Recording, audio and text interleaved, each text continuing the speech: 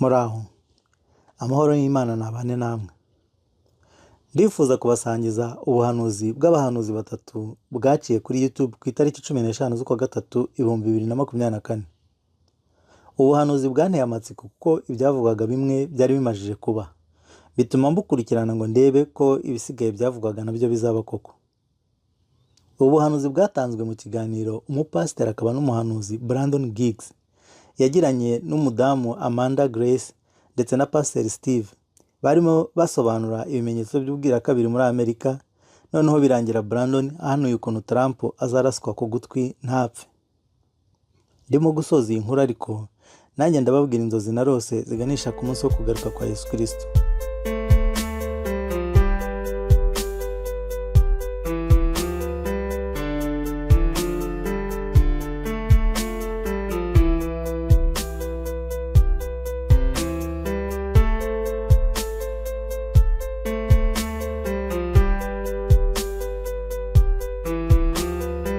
Mbere yuko dutangira, reka tubanze turebe ni gute wamenya ko ubuhanuzi ari ukuri.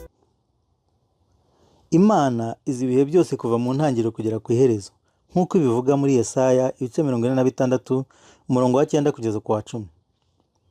Ngo mwibuke ibyabanje kubaho kera, kuko ari njye Mana nta yindi baho. Ni njye Mana nta yindi duhwanye. Mpera mu itangiriro nkavuga iherezo. Mpera no mu bihe bya kera nkavuga ibitarakorwa, nkavuga nti imigambi yanjye izakomera kandi ibyo nshaka byose nzabikora. Bibiliya kandi itubwira ngo umuhanuzi natanga ubuhanuzi ibyavuzwe bikaba, ubwo buhanuzi buzaba ari bwo, kandi buzaba buvuye ku Uwiteka, ariko nibitaba bizaba bitavuye ku Mana. Mu gutegeka kwa kabiri ibice 18 umurongo wa 21 kugeza ku 22, ngo kandi nibibazo uti tuzamenye dute ijambo Uwiteka atavuze. Umuhanuzi navuga mu izina ry'Uwiteka hanyuma icyo yavuze ntikibe ntigisohore, icyo kizaba kitavuzwe n'Uwiteka. Wa muhanuzi azaba ahangaye kukihimbira, ntuzamutinye. Muri Yeremiya ibice 28 umurongo wa 9. None umuhanuzi uhanura iby'amahoro, ijambo rye nirisohora niho azamenyekana ko yatumwe n'Uwiteka koko. Kumenya ko ubuhanuzi ari bwo koko nuko ibyavuzwe bivugwa bitaraba, hanyuma byamara kuvugwa bikazabaho nyuma. Nibwo ubuhanuzi buba buvuye ku Mana koko nk'uko biri bitweretse. Iki rero nicyo cyatumye nkurikirana ubu buhanuzi, kandi buri kugenda buba rwose nk'uko bwavuzwe, nk'uko natwe tugiye kubyibonera muri video. Reka ariko tubanze turebe iyi video nyine n'ubundi. Link yayo ndayishyira hano hasi mu ncamake za video, muze kugenda namwe muyirebere yose, kuko hano ngiye gushyiraho agace gatoya. Ndahera ku minota 7 kugeza ku minota 7 n'amasegonda 55 kugeza ku minota 13 n'amasegonda 39. What the Lord has showed me about this eclipse is that he said, basically when I was praying a couple weeks ago, he said to me, he said, Brandon, I want you to watch Passover. For when Passover comes, there's going to be an acceleration of things, even more so from what it was from Rosh Hashanah to Rosh Hashanah. He said, but this will be a time of great acceleration. And he said, you'll see acceleration in the financial realm. And he said, you're going to see acceleration in the politics, and you're going to see acceleration in war. And he told me, he said, these things are going to, he said, for my son's return is imminent. Because the Lord told me, he said, I am not done with America. Amen. He said, there's going to be a new wave of patriotism coming out. And that's whenever I saw Trump, and I saw a red wave coming out of Michigan. And then I saw Oklahoma, and there was embers of people, and they were all on they had torches all throughout Oklahoma, and they were raising up these torches that looked like fire, and they were bringing forth a new patriotism upon the nation. And it was being birthed, and it just kept spreading like fire all throughout America, all throughout. And I saw Trump rising up, and then I saw an attempt on his life. This bullet flew by his ear, and it came so close to his head that it busted his eardrum. And I saw he fell to his knees during this time frame, and he started worshiping the Lord. He got radically born again during this time frame. I'm talking people say he's saved now, but he becomes really on fire for Jesus, for what I saw coming. And then I saw people interceding when I saw him winning the presidency through great, the Lord showed me it would go clear into the summer. Great persecution would come on him through the judges and through the law and all these people trying to sue him and all this stuff. But there would be a stop to it, and things would start to break free come toward the fall. And then I saw him winning the election through the Patriots coming out and voting, and then there will be a great economy crash.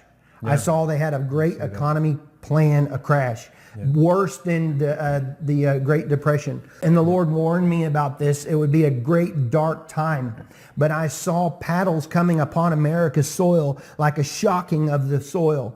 And I saw Donald Trump praying in the office of the Oval Office. And he was weeping before the Lord with his hands on his head like this, but he was weeping. And there was ministers and people. I don't know if they are senators or Congress people or whatever. I just saw them pacing and back and forth inside of the White House. And sorry, what is the White House? But it's the Oval Office. Yeah. And they were interceding all inside there, and I could feel the presence of the Lord so strong on this. And then I could see that darkness that was the heaviness upon America with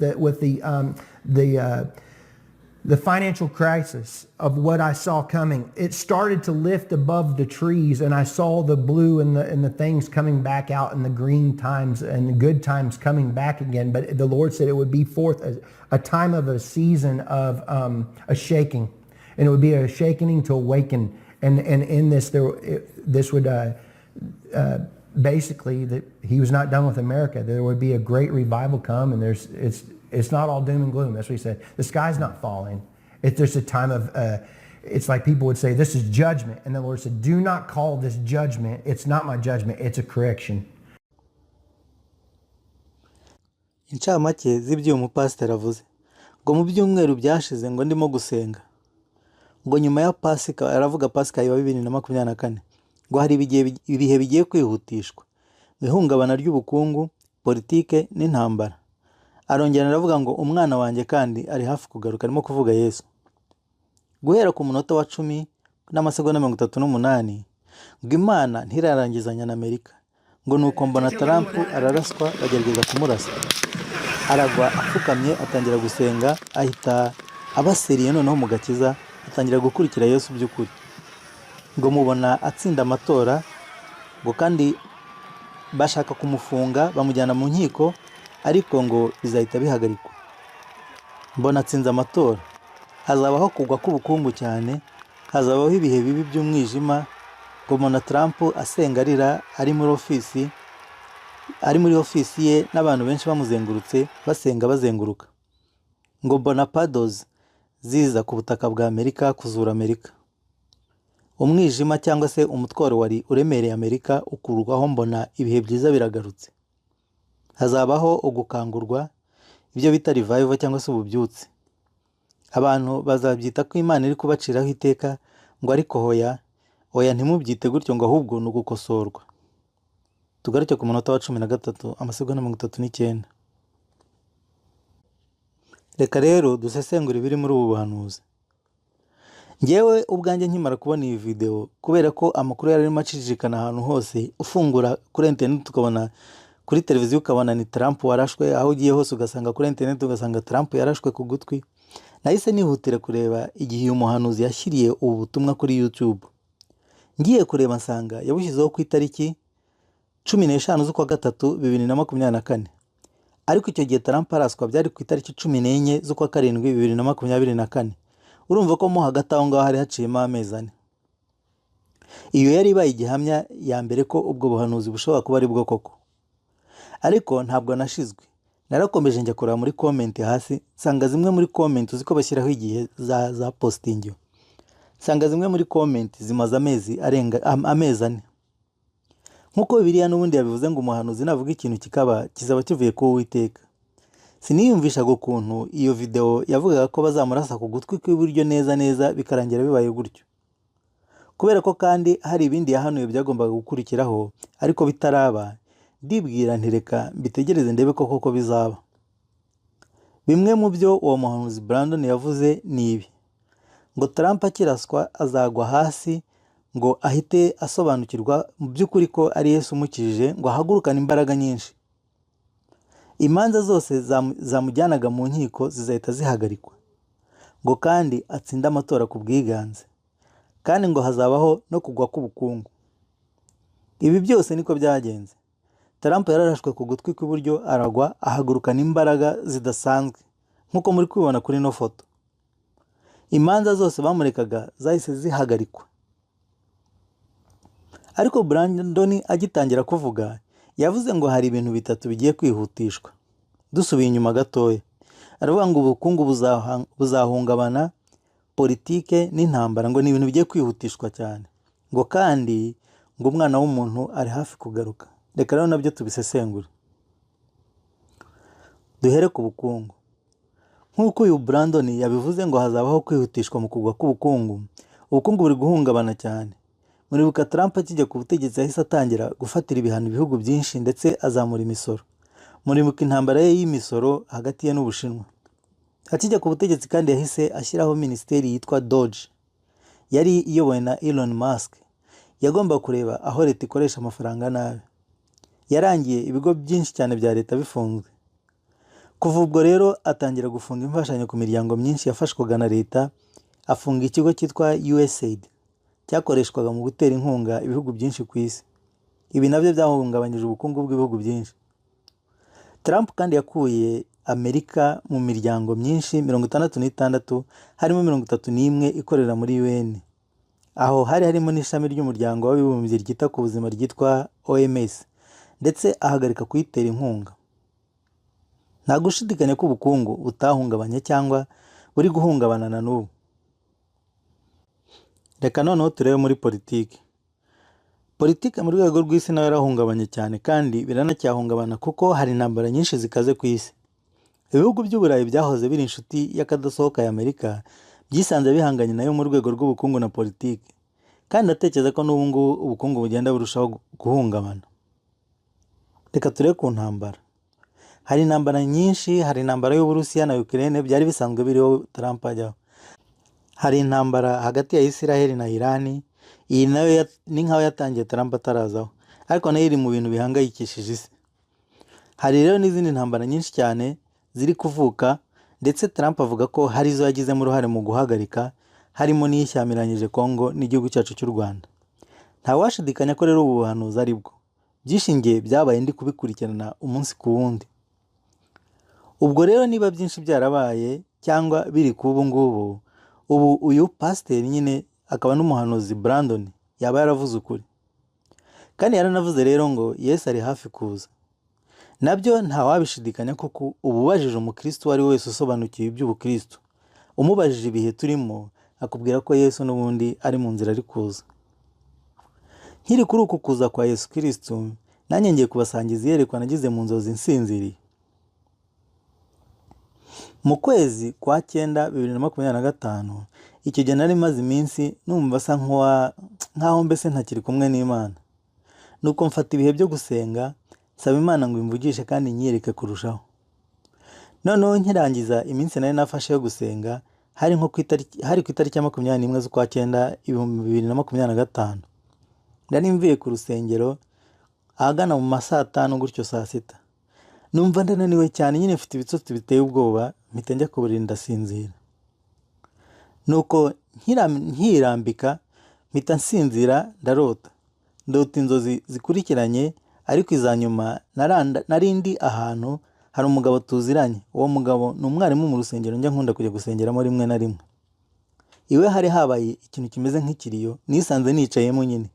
Noneho nsanga nicaranye n'umudamu w'iruhande rwe, turimo kurya dusangira, mbese twicaye abantu benshi bicaye aho ngaho, ikintu kimeze nk'ikiriyo turimo gusangira. Nuko none uwo mudamu arambwira ngo kandi ngo uyu munsi ngo ni umunsi wa nyuma w'ikiriyo. Hashize akanya numva ijwi riravuze, ntabashije kubona uwarivuze, ngo umwami Yesu agiye kuza hano, ngo tega amatwi wumve neza ubutumwa agiye gutanga. Mu gihe tukiri aho ngaho, mbona abantu babiri banyuze hagati yacu, bari batwaye ikintu ku rutugu gutya, ntabashije kumenya ibyo ari byo. nuko ndibwira mu mutima ntireka mbakurikire. Ariko mu gihe ngihaguruka ntarasohoka, ngiye kumva numva rya jwi, bwa butumwa nyine nari ntegereje, Yesu aravuga ngo bwira abo bantu ngo ndaje mfite umuhoro. Nuko mpita nkanguka. Nakangukanye amatsiko menshi kuko nzi ko muri Bibiliya hari ahantu handitse ko Yesu afashe umuhoro mu ntoki. Irya mihoro nyine imwe bakoreshaga kera basarura imyaka. Nuko njya kubishaka ndabisoma. Byanditswe mu Byahishuwe ibice 14 umurongo wa 14 kugeza ku 20. Ariko reka tubisome. Ngo mbona igicu cyera, no ku gicu mbona uwicayeho usa n'umwana w'umuntu, yambaye ikamba ry'izahabu mu mutwe kandi afite umuhoro utyaye mu ntoki ze. Marayika wundi ava mu rusengero arangurura ijwi rirenga, abwira uwicaye kuri icyo gicu ati, ahura umuhoro wawe usarure kuko isarura risohoye, kandi ibisarurwa byo mu isi byeze cyane. Nuko wicaye ku gicu yahura umuhoro we mu isi, isi irasarurwa. Marayika wundi ava muri rwa rusengero rwo mu ijuru, nawe afite umuhoro utyaye. Hakurikiraho undi uvuye mu gicaniro, ari we mutware w'umuriro, arangurura ijwi abwira marayika wundi afite umuhoro utyaye ati, ahura umuhoro wawe utyaye uca amaseri yo mu muzabibu w'isi, kuko inzabibu zawo zinetse. Nuko marayika yahura umuhoro we mu isi, aca imbuto z'umuzabibu w'isi azijugunya mu muvure munini w'umujinya w'Imana. Uwo muvure wengeshwagamo ibirenge inyuma ya wa mudugudu uva amaraso agera ku bikoba no ku majosi y'amafarashi, ageza sitadiyo 1600. Nta gushidikanya ko rero Yesu ari kugaruka gutwara itorero rye. Ibimenyetso ni byinshi yaduhaye tugomba kuzareberaho, byinshi twagiye tubibona. Ni isaha ye gusa isigaye, gusa ubundi tukamubona mu bice agarutse ku isi gucira urubanza abantu bose bo ku isi. Niba ushaka kubisoma neza, soma muri Matayo ibice 24, niho byinshi byanditse. Wowe rero wamwiringiye, warangije kwemera Yesu Kristo, shikama ntucike intege, mukomeremo ahubwo urusheho kugenda nawe, urushaho no kugenda usa nawe kurushaho. Nawe rero utaramumenya, igihe cyawe cyo kumenya Yesu ni iki ngiki. Yesu ni umwami w'abami, umutware utwara abatware, niwe uzaza gutwara isi, niwe uzaba umutware w'isi, niwe uzayobora isi. Iki gihe cyo kumusanga rero ni iki ngiki. Ntugiye rwose, dore izuba ntirirarenga, kuko impanda ntiravuga. Uracyafite amahirwe menshi cyane yo kumumenya, akaguha ubuzima budapfa. Mwizera azagukiza. Agakiza ntabwo ari ibintu dukorera, ntabwo agakiza ni Imana iduha ku buntu, kugira ngo tubashe kongera kuyizera, itugarure mu rukundo rwayo, hanyuma ibone kudukiza icyaha n'urupfu. Wibuke ko Imana ari umuremyi. Uwaremye ikintu niwe ushobora kugisana wenyine. Wowe nta kintu wakora kugira ngo ugere ku gushaka kw'Imana. Gukizwa rero ntabwo ari imihango cyangwa se imigenzo irimo ibintu uzakora cyangwa bivunanye, ahubwo ni ukwiyegurira Kristo umukiza, akagukiza, akaguhindura, akakugira umwana w'Imana. Ubundi ukazahabwa ubuzima twese dutegereje buzabaho Yesu nagaruka. Iki ni igihe cyawe rero kugira ngo ukizwe, wakire Yesu Kristo nk'umwami wawe w'ubugingo bwawe. Niba utabasha kubisobanukirwa, wanyandikira cyangwa se ugashaka urusengero rukwegereye ukagenda, bazabigufashamo. Imana ibahe umugisha.